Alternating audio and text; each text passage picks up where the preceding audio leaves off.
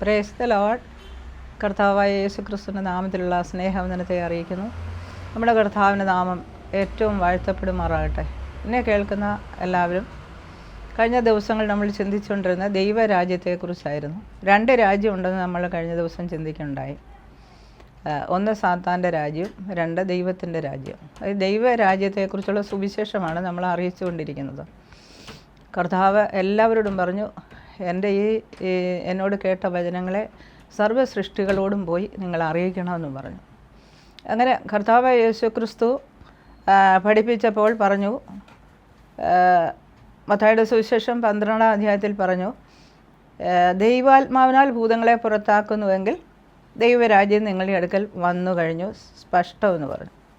അങ്ങനെ യേശു തൻ്റെ പരസ്യ ശുശ്രൂഷ വേളകളിൽ അനേക രോഗികളെ സൗഖ്യമാക്കിയും ഭൂതങ്ങളെ പുറത്താക്കി പിശാച് ബാധിച്ചവരെ എല്ലാം സൗഖ്യമാക്കിയും കൊണ്ട് അവൻ ഇസ്രായേൽ ജനത്തിന് വേണ്ടി അവരുടെ ഇടയിൽ സഞ്ചരിച്ച് കുഷ്ഠരോഗികളെ സൗഖ്യമാക്കിയും ദൈവരാജ്യം പ്രസംഗിച്ചും കൊണ്ട് ഇങ്ങനെ പോയി കഴിഞ്ഞപ്പോൾ ഒരു വലിയ പുരുഷാരം അവനെ പിന്തുടർന്നു. അങ്ങനെ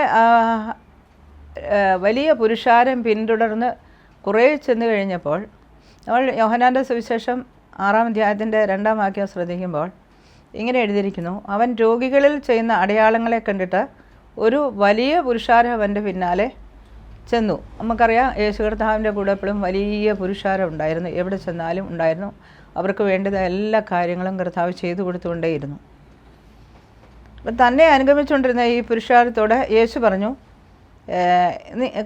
കുറേ ദിവസം കഴിഞ്ഞപ്പോൾ അവർക്ക് വിടുതലെല്ലാം കൊടുത്ത് കുറേ ദിവസം കഴിഞ്ഞപ്പോഴാണ്, കുറേ അവരെ പിൻഗമിച്ച് കഴിഞ്ഞപ്പോഴാണ് കർത്താവ് ഇങ്ങനെ പറയുന്നത്, നിങ്ങൾ അടയാളം കണ്ടതുകൊണ്ടല്ല, അപ്പം തിന്ന് തൃപ്തരായതുകൊണ്ടത്രേ എന്നെ അന്വേഷിപ്പേൻ. നശിച്ചു പോകുന്ന ആഹാരത്തിനായിട്ടല്ല, നിത്യജീവങ്കിലേക്കുള്ള നിലനിൽക്കുന്ന ആഹാരമായി തന്നെ പ്രവർത്തിപ്പീൻ എന്ന് യോഹന്നാൻ്റെ സുവിശേഷത്തിൽ അതിൻ്റെ 27-ാം വാക്യത്തിൽ പറഞ്ഞു. അപ്പം അന്നുവരെ തന്നോടുകൂടി നടക്കുകയും അവർക്ക് വേണ്ടുന്ന എല്ലാ കാര്യങ്ങളും ചെയ്തു കൊടുത്തുകൊണ്ടിരുന്ന യേശു അവരോട് വേറെ ഒരു കാര്യം പറയാൻ തുടങ്ങി. നശിച്ചു പോകുന്ന ആഹാരത്തിന് വേണ്ടിയല്ല, നിത്യജീവങ്കിലേക്ക് നിലനിൽക്കുന്ന ആഹാരമായിട്ട് തന്നെ പ്രവർത്തിപ്പേൻ. അതപ്പോൾ പ്രവർത്തിക്കേണ്ട ഒരു കാര്യമാണ്. എന്നിട്ട് പറഞ്ഞു, അത് മനുഷ്യപുത്രൻ നിങ്ങൾക്ക് തരുമെന്ന് പറഞ്ഞു. എന്നിട്ട് ആ യോഹന്നാൻ്റെ സുവിശേഷം മുഴുവൻ അതിനെക്കുറിച്ച് കർത്താവ് തന്നെക്കുറിച്ച് എക്സ്പ്ലെയിൻ ചെയ്തു കൊടുത്തു. എന്നത്തെ അതിൻ്റെ 51-ാം വാക്യം ഇങ്ങനെ പറയുന്നു, സ്വർഗത്തിൽ നിന്ന് ഇറങ്ങിയ ജീവനുള്ള അപ്പം ഞാനാകുന്നു. ഈ അപ്പം തിന്നുന്നവനെല്ലാം എന്നേക്കും ജീവിക്കും. ഞാൻ കൊടുപ്പാനിരിക്കുന്ന അപ്പമോ ലോകത്തിൻ്റെ ജീവന് വേണ്ടി ഞാൻ കൊടുക്കുന്ന എൻ്റെ മാംസമാകുന്നു. എൻ്റെ മാംസം തിന്നുകയും എൻ്റെ രക്തം കുടിക്കുകയും ചെയ്തവൻ എന്നിലും ഞാൻ അവനിലും വസിക്കുന്നു. ഒടുക്കത്തെ നാളിൽ ഞാൻ അവനെ ഉയർത്തെഴുന്നേൽപ്പിക്കും.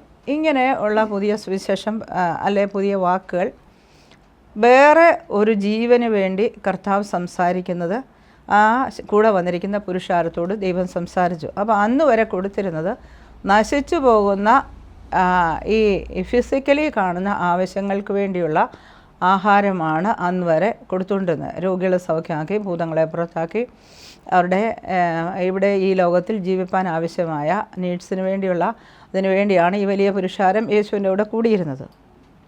എന്നിട്ട് കർത്താവ് തന്നെക്കുറിച്ച് തന്നെ വെളിപ്പെടുത്താൻ തുടങ്ങി, ഞാൻ സ്വർഗത്തിൽ നിന്ന് ഇറങ്ങി വന്ന അപ്പമാകുന്നു. ഈ അപ്പം തിന്നുന്നവൻ ഒരു നാളും വിശക്കുകയില്ല. ഞാൻ കൊടുക്കുന്ന വെള്ളം കുടിക്കുന്നവന് ഒരു നാളും ദാഹിക്കുകയുമില്ല എന്ന് പറഞ്ഞു. അത് വിവരിച്ച് പറഞ്ഞിട്ട് എൻ്റെ യോഹന്നാൻ്റെ സുവിശേഷം 6-ന്റെ 63-ാം വാക്യം വന്നു, ജീവിപ്പിക്കുന്നത് ആത്മാവാകുന്നു, മാംസം ഒന്നിനും ഉപകരിക്കുന്നില്ല. ഞാൻ നിങ്ങളോട് സംസാരിച്ച വചനം ആത്മാവും ജീവനുമാകുന്നു. അപ്പോൾ 2 ജീവനെക്കുറിച്ചിവിടെ ഒന്ന് പറയുന്നു. ഒന്ന് നശിച്ചു പോകുന്ന ജീവൻ, 2 നിത്യമായ ജീവൻ. അപ്പം നിത്യജീവന് വേണ്ടിയാണ് യേശു കർത്താവ് നമ്മളെ വിളിച്ച് കർത്താവിൻ്റെ അടുക്കൽ കൊണ്ടുവന്നിരിക്കുന്നത്. അപ്പോൾ ആദ്യം നമ്മളെല്ലാവരും കർത്താവിൻ്റെ അടുക്കൽ വരുന്നത് നമ്മുടെ ആവശ്യങ്ങൾക്ക് വേണ്ടിയാണ്. വളരെ പ്രയാസങ്ങൾ, രോഗങ്ങൾ ബാധിച്ചവരായി, ഭൂതങ്ങൾ ബാധിച്ചവരായി, കടഭാരമുള്ളവരായി, അധ്വാനിക്കുന്നവരായി, ഭാരം ചുമക്കുന്നവരായി, നുഖങ്ങളുള്ളവരായിട്ടാണ് കർത്താവിൻ്റെ അടുക്കൽ വരുന്നത്. അവർക്ക് വേണ്ടുന്നൊക്കെയും കർത്താവ് കൊടുത്ത ശേഷം അവരോട് പറയുകയാണ്, ഇനി നിങ്ങൾ ഈ നശിച്ചു പോകുന്ന ആഹാരത്തിന് വേണ്ടിയല്ല, നിത്യജീവൻ്റെ ആഹാരത്തിന് വേണ്ടി നിങ്ങൾ തന്നെ പ്രവർത്തിക്കണം. അത് എവിടെ നിന്നേ കിട്ടത്തുള്ളൂ?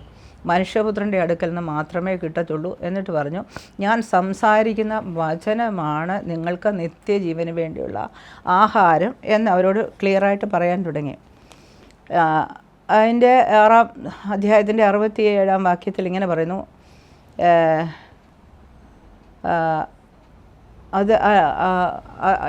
ഈ ഉപദേശം കേട്ടപ്പോൾ ഈ വലിയ പുരുഷാരം തൻ്റെ ശിഷ്യന്മാരായിരുന്നവർ കൂടി എന്തു ചെയ്തു?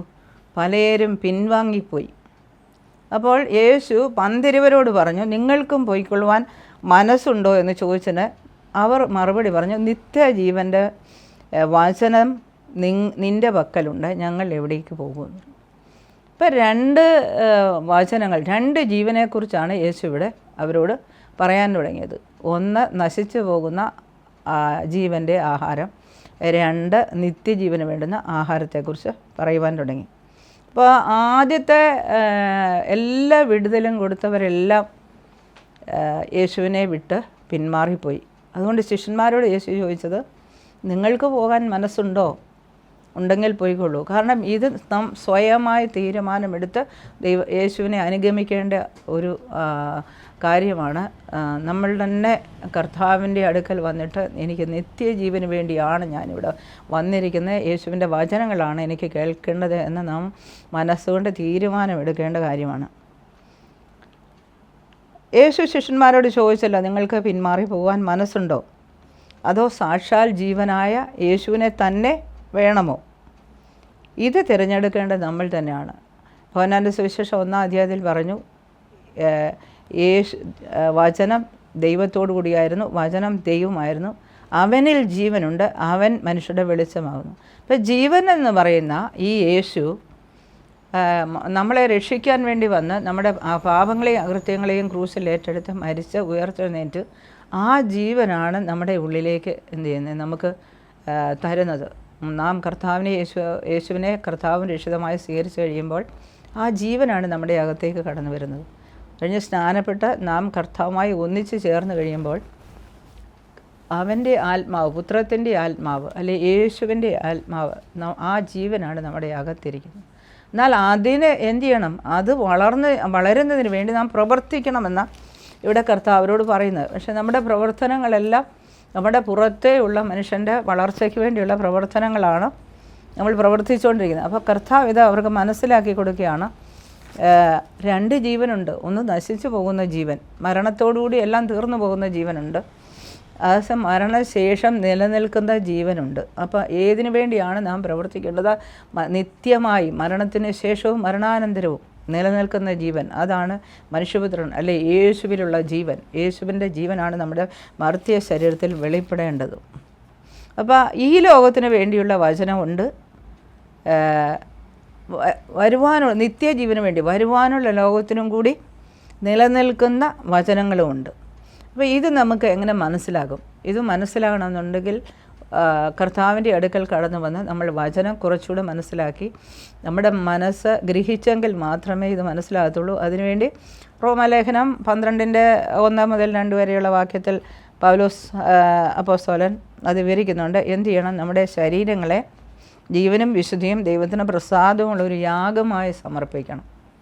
അപ്പം നമ്മുടെ അവയവങ്ങളെ, ശരീരങ്ങളെ എല്ലാം ദൈവത്തിന് പ്രസാദമുള്ള യാഗമായി സമർപ്പിച്ചാൽ മാത്രമേ നമുക്ക്, എന്നിട്ട് പിന്നെ പറഞ്ഞു, ഈ ലോകത്തിന് അനുരൂപമാകാതെ നന്മയും പൂർണ്ണതയും പ്രസാദവുമുള്ള ദൈവത്തിൻ്റെ ഹിതം ഇന്നതെന്ന് മനസ്സിലാക്കുവാൻ വേണ്ടി മനസ്സ് പുതുക്കി രൂപാന്തരം പ്രാപിക്കണം. അപ്പോൾ പഴയ മനസ്സുകൊണ്ടും പഴയ ചിന്ത കൊണ്ടും പഴയ ഇന്ദ്രിയങ്ങൾ കൊണ്ടും ലഭിക്കുന്നത് കൊണ്ടും എല്ലാം നമുക്ക് നിത്യജീവനിലേക്ക് പോകുന്നത് പ്രാപിച്ചെടുക്കുവാൻ കഴിയത്തില്ല. അതുകൊണ്ട് പഴയ മനുഷ്യൻ പഴയതിനെ തിരിയും, ഈ ലോകത്തിന് വേണ്ടിയുള്ളതിനെ തിരിയത്തുള്ളൂ. കാരണം അവൻ്റെ ഇന്ദ്രിയങ്ങളും അവൻ്റെ മനസ്സുമെല്ലാം ഈ ലോകത്തിൽ നശിച്ചു പോകുന്ന ലോകത്തിന് വേണ്ടിയുള്ള ആർത്തിയോടാണ് ഇരിക്കുന്നത്. അപ്പോൾ അങ്ങനെയാണ് കർത്താവിൻ്റെ അടുക്കൽ ആദ്യം കടന്നു വരുന്നത്. എന്നാൽ ദൈവത്തിൻ്റെ അടുക്കൽ കടന്നു വന്ന് അത് ദൈവം എന്ന് പറഞ്ഞു, ആർത്തിയുള്ളവൻ അവൻ തൃപ്തി വരുത്തുമെന്ന് പറഞ്ഞു. എന്നാൽ ആർത്തിയോടെ ദൈവസന്നിധിയിൽ ഇരിക്കുമ്പോൾ, അവനോട് അടുത്ത് വന്ന് ചോദിക്കുമ്പോൾ, അവൻ്റെ കൂടെ നടക്കുന്നവർക്ക് വേണ്ടി ദൈവം നിത്യജീവൻ്റെ മൊഴികളെ നമുക്ക് വേണ്ടി തുറന്നു തരും. കൊലോസ്യ ലേഖനം 2:11 വാക്യത്തിൽ പറയുന്ന പോലെ നമുക്ക് ഈ ഈ നിത്യജീവനെ മനസ്സിലാക്കുവാൻ, നമ്മുടെ മനസ്സിന് രൂപാന്തരം ഉണ്ടാകുവാൻ എന്ത് വേണം? ഒരു പരിച്ഛേദന വേണം. അത് ക്രിസ്തുവിൻ്റെ പരിച്ഛേദനയാണ്, നമ്മൾ സ്വന്തമായിട്ടുള്ള പരിച്ഛേദനയല്ല. നാം പുറമേ എഴുതി വയ്ക്കുന്ന എന്തെങ്കിലും ചട്ടങ്ങളോ ജഡിക നിയമങ്ങളോ വേർപാടോ വിശുദ്ധിയോ അതുകൊണ്ടൊന്നും ഈ മനസ്സിന് രൂപാന്തരം വരുവാൻ കഴിയത്തില്ല. കാരണം മനസ്സ് പുതുക്കണം. നന്മയും പൂർണ്ണതയും ദൈവത്തിൻ്റെ പ്രസാദമുള്ള ദൈവത്തിൻ്റെ ഇഷ്ടം എന്തെന്ന് തിരിച്ചറിയാൻ എന്ത് ചെയ്യണം? നമ്മുടെ മനസ്സാക്ഷിക്ക് വ്യത്യാസം ഉണ്ടാകണം. അതിനുവേണ്ടി പഴയ മനസ്സാക്ഷി, പഴയ മനസ്സ് അത് എന്ത് ചെയ്യണം? നാം സമർപ്പിച്ചു കൊടുക്കുമ്പോൾ ക്രിസ്തുവിൻ്റെ പരിച്ഛേദന എന്ന് പറയും. എന്നാൽ നമ്മളെ എന്ത് ചെയ്യും? നമ്മളെ കഷ്ടതയിൽ കൂടി കടത്തി വിട്ടുകൊണ്ട്, അല്ലെ ഒരു തീ കൊണ്ടുള്ള ഒരു സ്നാനം, അതാണ് പരിച്ഛേദന എന്ന് പറയുന്നത്. അവിടെ കൊലോസ്യ ലേഖനം 2-ാം അധ്യായത്തിൽ പറഞ്ഞിരിക്കുന്നത് ജഡശരീരം ഉരിഞ്ഞു കളഞ്ഞതിനാൽ തന്നെ കൈകൊണ്ടല്ലാത്ത ഒരു പരിച്ഛേദന എന്ന് പറഞ്ഞത്. അപ്പോൾ കൈകൊണ്ടുള്ള പരിച്ഛേദനയല്ല. പഴയ നിയമത്തിൽ കൈകൊണ്ട് പരിച്ഛേദന കൊടുത്തിരുന്നു. എന്നാൽ പുതിയ നിയമം വരുമ്പോൾ നാം ഒരു പ്രായം എത്തിക്കഴിയുമ്പോൾ എന്നും ഇങ്ങനെ ഈ ശിശുവിൻ്റെ വചനം കേട്ടുകൊണ്ടിരിക്കുകയല്ല. നമുക്കൊരു ആത്മീയ വളർച്ചയിലേക്ക് നമ്മുടെ മനസ്സിന് മാറ്റം ഉണ്ടാകണം.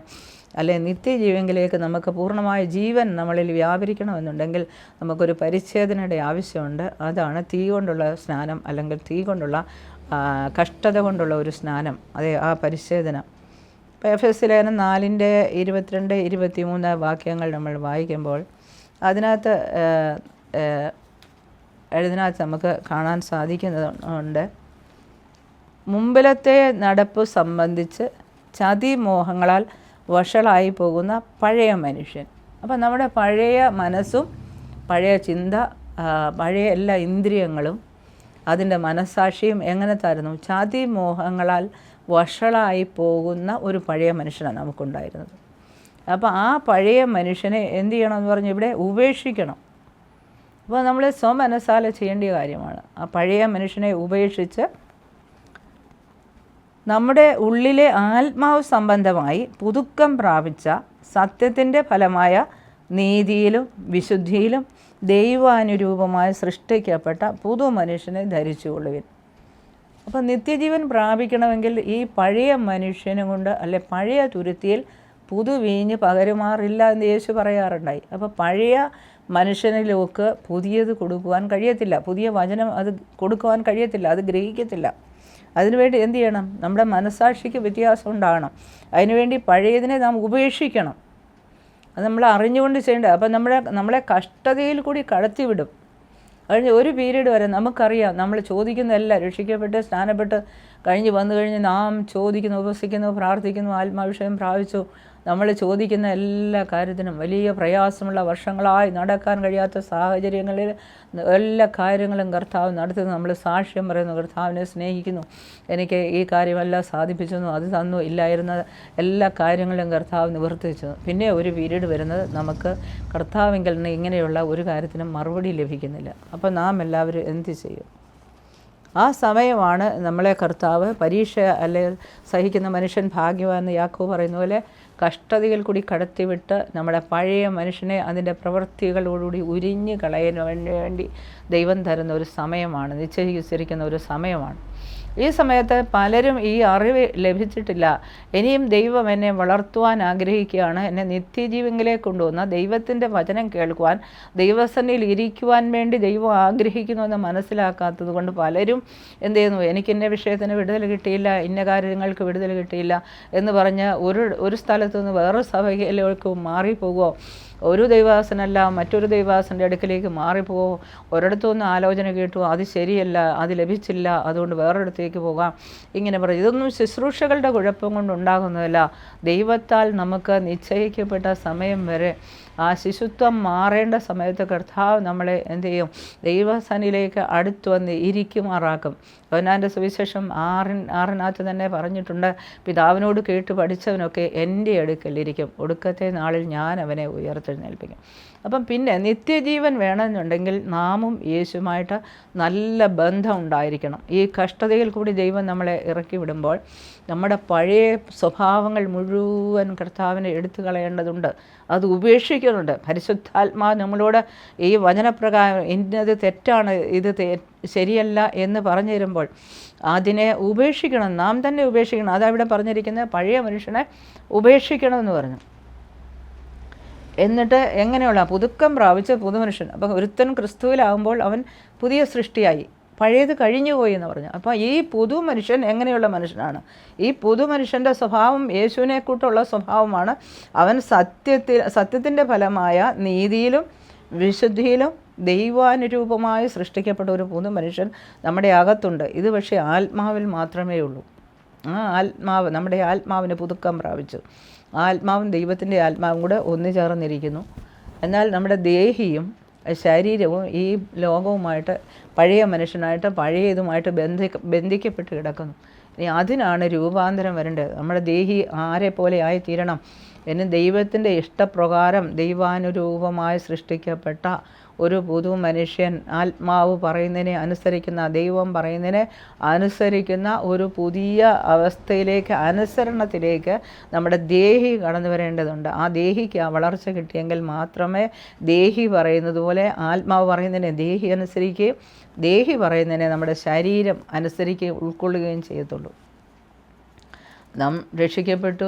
ആദ്യം നമ്മൾ പറഞ്ഞു നമ്മൾ ദൈവരാജ്യത്തിൽ കടന്നില്ല, അതുകൊണ്ട് ആ സുവിശേഷം കേട്ടു, നാം രക്ഷിക്കപ്പെട്ടു, ശരിയാണ്. നാം സ്നാനപ്പെട്ടു, അതും ശരി തന്നെ. പിന്നെ പരിശുദ്ധാത്മാഭിഷേകം പ്രാപിക്കുന്നു, അതും ശരി തന്നെ. എന്നാൽ നമ്മൾ അടുത്തതായിട്ട് ചിന്തിക്കുന്നത് ഏത് തരത്തിലുള്ള ആഹാരമാണ്. ഇതാ കർത്താവ് ചോദിച്ചത്, നിങ്ങൾ എന്ത് ആഹാരമാണ് ഭക്ഷിക്കുന്നതെന്ന്. അപ്പോൾ ഏത് ആഹാരം എന്ന് പറഞ്ഞാൽ വചനത്തെക്കുറിച്ചാണ് പറഞ്ഞത്. ഏത് തരത്തിലുള്ള ആഹാരമാണ് നിങ്ങൾ ഭക്ഷിക്കുന്നത്. നമുക്ക് 1 കൊരിന്ത്യർ ലേഖനത്തിലേക്ക് നോക്കുമ്പോൾ അതിൻ്റെ 4-ാം വാക്യം പറയുന്നു. അവിടെ പൗലോസ് അപ്പോസ്തലനാണ് ഈ കൊരിന്ത്യ സഭയിൽ അവരെ നയിച്ചുകൊണ്ടിരുന്നത്. അപ്പോൾ അതിൻ്റെ 4-ാം വാക്യത്തിൽ പൗലോസ് അപ്പോസ്തലൻ തന്നെ പറയുന്നുണ്ട്, നിങ്ങൾക്ക് ക്രിസ്തുയേശുവിൽ നൽകപ്പെട്ട ദൈവകൃപ. അപ്പോൾ അവർക്ക് ധാരാളം കൃപ ലഭിച്ചു. ദൈവകൃപ നിമിത്തം ഞാൻ എൻ്റെ ദൈവത്തിന് നിങ്ങളെക്കുറിച്ച് എപ്പോഴും സ്തോത്രം ചെയ്യുന്നു.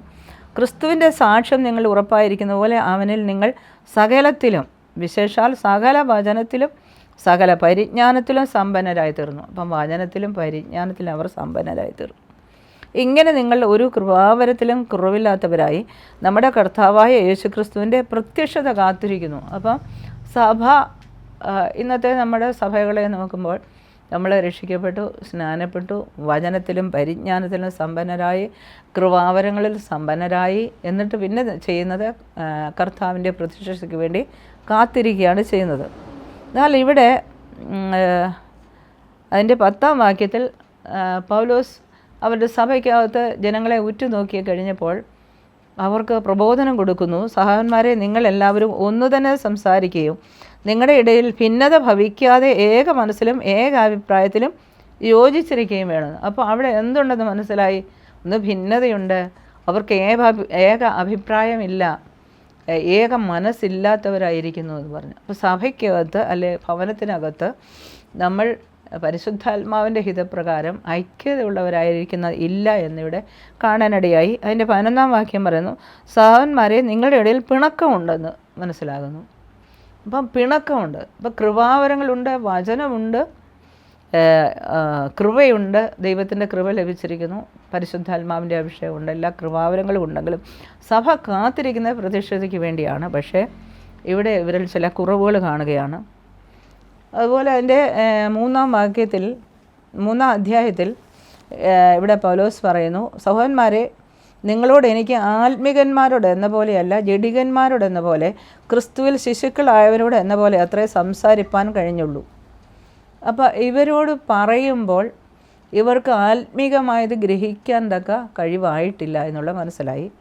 എൻ്റെ 2-ാം വാക്യം പറയുന്നു, ഭക്ഷണമല്ല പാലത്രേ ഞാൻ നിങ്ങൾക്ക് തന്നത്, ഭക്ഷിപ്പാൻ നിങ്ങൾക്ക് കഴിവില്ലായിരിക്കുന്നു. ഇപ്പോഴും നിങ്ങൾക്ക് കഴിവില്ല, ഇന്നും ഞങ്ങൾ ജഡീകന്മാരല്ലോ. നിങ്ങളുടെ ഇടയിൽ ഈർഷ്യയും പിണക്കവും ഇരിക്കെ നിങ്ങൾ ജഡീകന്മാരും ശേഷം മനുഷ്യരെ പോലെ നടക്കുന്നവരുമല്ലോ.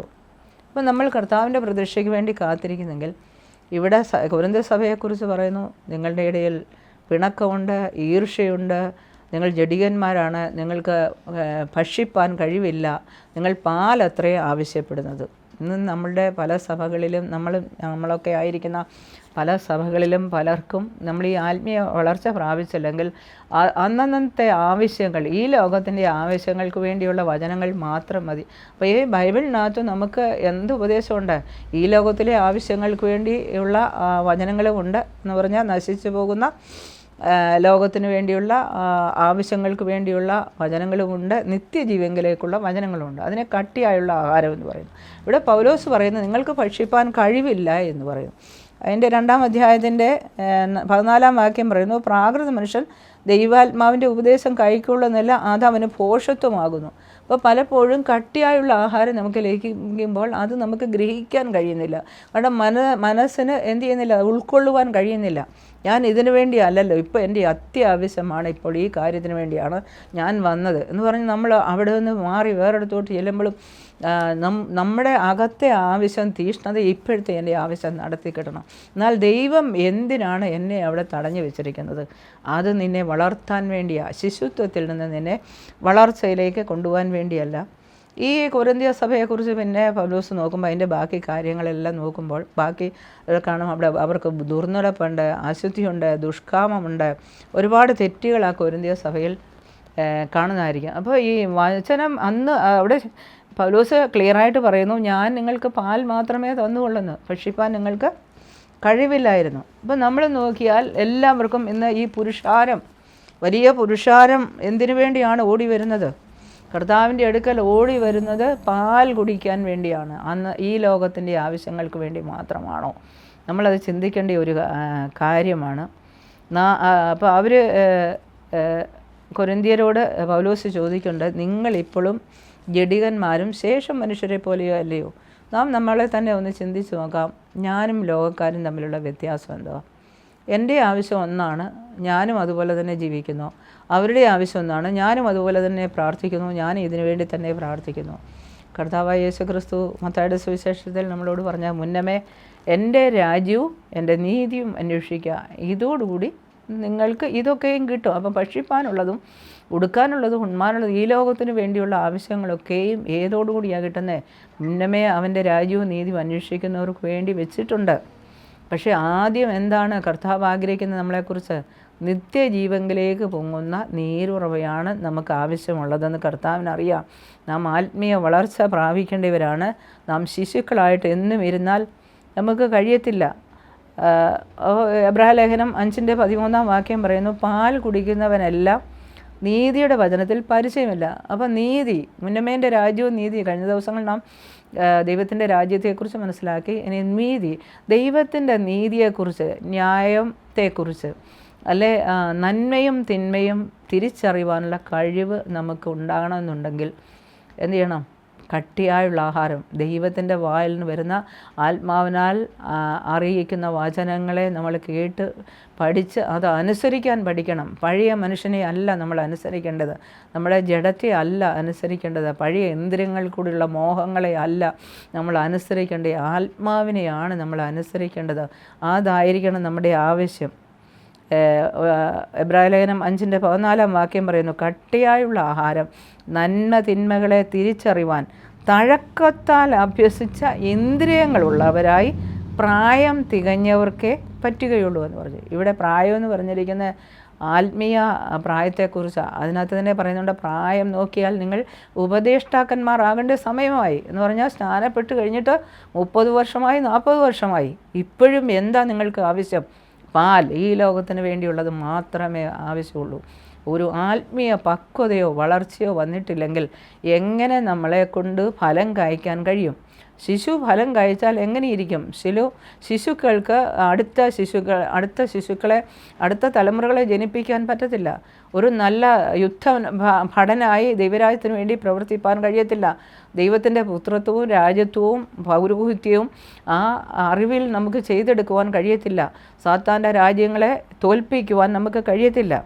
അതുകൊണ്ട് നാം ഈ ദിവസങ്ങളിൽ ചിന്തിക്കേണ്ടത്, നാം ശിശുവായിരിക്കുകയാണോ? ഇപ്പോഴും നമ്മൾ ശിശുവിൻ്റെ ആഹാരമാണോ കഴിക്കുന്നത്, അതോ പക്വതയുള്ള കട്ടിയായുള്ള ആഹാരം അത് എവിടെ നിന്ന് കിട്ടും? മനുഷ്യപുത്രൻ നിങ്ങൾക്ക് തരും. അതിനുവേണ്ടി നാം എന്താണ് ചെയ്യേണ്ടത്? അതിനുവേണ്ടി പ്രവർത്തിക്കണം, അഭ്യാസം ചെയ്യണം. നമ്മളെ കഷ്ടത വരുമ്പോൾ എന്ത് ചെയ്യണം? ആ പരിച്ഛേദനയ്ക്ക് വേണ്ടി ഏൽപ്പിച്ചു കൊടുക്കണം. നമ്മുടെ ശരീരങ്ങളെ ജീവനും വിശുദ്ധിയും ദൈവത്തിന് പ്രസാദവുമുള്ള യാഗമായി അർപ്പിച്ചു കൊടുക്കണം. എന്നിട്ട് ദൈവസന്നിധിയിൽ ഇരിക്കണം. ആത്മാവിനാൽ നമ്മുടെ പഴയ മനുഷ്യൻ്റെ പ്രവൃത്തികളെ നാം ഉരിഞ്ഞു കളയണം. ഇവിടെ ഗലാത്യലേഖനം 4:1 പറയുന്നു, അവകാശി സർവ്വത്തിനും യജമാനെങ്കിലും ശിശുവായിരിക്കുന്നിടത്തോളം ദാസനേക്കാൾ ഒട്ടും വിശേഷതയുള്ളതല്ല. ഇന്ന് നമ്മളിൽ പലരും ദാസ്യത്തിൻ്റെ ആത്മാവിനാൽ ഭരിക്കപ്പെട്ട് ഒരു അവകാശം പ്രാപിച്ചെടുക്കുവാനോ ദൈവരാജ്യത്തിൽ ഒരു അവകാശത്തോടുകൂടി ദൈവത്തിൻ്റെ പ്രവൃത്തികളെ അധികാരത്തോടുകൂടി ചെയ്തെടുക്കുവാനോ കഴിയാത്തവരായി ഇരിക്കുന്നത് എന്തുകൊണ്ടെന്നാൽ ചോദിച്ചാൽ നമ്മുടെ പഴയ മനുഷ്യനെ ഉരിഞ്ഞു കളഞ്ഞിട്ടില്ല. പഴയ പ്രവൃത്തികളെല്ലാം നമ്മുടെ മേലുണ്ട്. ഈർഷ്യയുണ്ട്, പിണക്കമുണ്ട്, കോപമുണ്ട്, ജഡത്തിൻ്റെ പ്രവൃത്തികളായ എല്ലാ പ്രവൃത്തികളും നമ്മുടെയൊക്കെ ഓരോരുത്തരുടെയും ജീവിതത്തിൽ കിടക്കുന്നത് കൊണ്ട് നമുക്ക് ജയിച്ച് പക്വതയോടെ മുന്നേറുവാൻ കഴിയുന്നില്ല. ഈ പഴയ മനുഷ്യൻ്റെ പ്രവൃത്തികളെ ആത്മാവിനാൽ, പരിശുദ്ധാത്മാവിൻ്റെ ശക്തിയാൽ അതിൻ്റെ പ്രവൃത്തികളോടുകൂടി ഉരിഞ്ഞു കളയണം. ഇത് നാം ദൈവസന്നിധിയിലിരുന്നു ദൈവസഭയിൽ അപ്പോസ്തലന്മാർ, ഉപദേഷ്ടാക്കന്മാർ എന്നിവരോട് ചോദിച്ചും കേട്ടും പഠിച്ചും വചനം വായിച്ചും ദൈവത്തിൻ്റെ ഉപദേശപ്രകാരം നമ്മുടെ പഴയ മനുഷ്യനെ അതിൻ്റെ പ്രവൃത്തികളോടുകൂടെ ദൈവം തരുന്ന ആ പീരീഡ്, ആ സമയമുണ്ട്, ഒരു സമയം. അതിൻ്റെ ഗലാത്യലേഖനം 4:2 പറയുന്നത്, പിതാവ് നിശ്ചയിച്ച അവധിയോളം രക്ഷകന്മാർക്കും ഗ്രഹവിചാരന്മാർക്കും കീഴ്പ്പെട്ടിരിക്കണം. അതിനാണ് കീഴടങ്ങിയിരിക്കണം എന്ന് പറഞ്ഞ് ആ കീഴടങ്ങിയിരുന്ന് ദൈവരാജ്യത്തിൽ വളർച്ചയ്ക്കുള്ള സ്വഭാവങ്ങൾ, ക്രിസ്തുവിനെ പോലെ ക്രിസ്തുവിൻ്റെ തലയോളം വളരുവാനുള്ള സ്വഭാവങ്ങളെ പഠിച്ചെങ്കിൽ മാത്രമേ നമുക്ക് പഴയ മനുഷ്യനെ ഉരിഞ്ഞഴിട്ട് പുതുക്കത്തിൻ്റെ ശക്തി പ്രാപിക്കുവാൻ, പുതുക്കത്തിലുള്ള അധികാരം, പുത്രത്തിൻ്റെ അധികാരം പ്രാപിച്ചെടുത്ത് കർത്താവിന് വേണ്ടി നല്ല യുദ്ധസേവ ചെയ്യുവാൻ നമുക്ക് കഴിയത്തുള്ളൂ. അതുകൊണ്ട് ഈ ദിവസങ്ങൾ നാം ശ്രദ്ധിക്കേണ്ടത് എന്ത് ആഹാരമാണ് നാം ഭക്ഷിക്കുന്നത്? ശിശുവിൻ്റെ ആഹാരമാണോ ഇപ്പോഴും ചോദിക്കുന്നത്? നാം സഭയിൽ വന്നാലും നമ്മുടെ പ്രാർത്ഥനാ വിഷയവും നമ്മുടെ എപ്പോഴും ചിന്ത ഏത് സ്വഭാവമാണ്? എനിക്ക് ഈ നശിച്ചു പോകുന്ന ലോകത്തിന് വേണ്ടിയുള്ള ചിന്താഭാരങ്ങളിലാണോ ഞാൻ കുടുങ്ങിയിരിക്കുന്നത്? അതോ നിത്യജീവന് വേണ്ടി ക്രിസ്തുവിനെ നേടണമെന്നാണോ എൻ്റെ ആഗ്രഹം? ക്രിസ്തുവിൻ്റെ ജീവൻ വേണമെന്നാണോ? ഏതാണ് നമ്മൾക്ക് വേണ്ടത്? നാം തന്നെ ഒന്ന് ചിന്തിക്കാം. നമുക്ക് ഈ വചനങ്ങളാൽ കർത്താവ് നിങ്ങളെ അനുഗ്രഹിക്കട്ടെ.